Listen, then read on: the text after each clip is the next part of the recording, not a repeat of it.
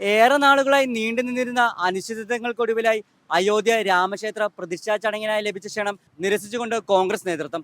രാമക്ഷേത്ര പ്രതിഷ്ഠാ ചടങ്ങിനായുള്ള ക്ഷണം എല്ലാ ബഹുമാനത്തോടും കൂടി നിരസിക്കുന്നു എന്നാണ് കോൺഗ്രസ് പാർട്ടി ഔദ്യോഗിക കുറിപ്പിൽ വ്യക്തമാക്കുന്നു.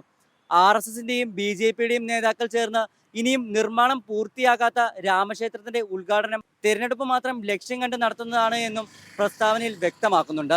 രാജ്യം ബഹുമാനിക്കുന്ന നിരവധി പ്രമുഖ കായിക താരങ്ങളെയും സെലിബ്രിറ്റികളെയും രാഷ്ട്രീയ നേതാക്കളെയും രാമക്ഷേത്ര പ്രതിഷ്ഠാ ചടങ്ങിലേക്ക് RSSും BJPയും ക്ഷണിച്ചിരുന്നു.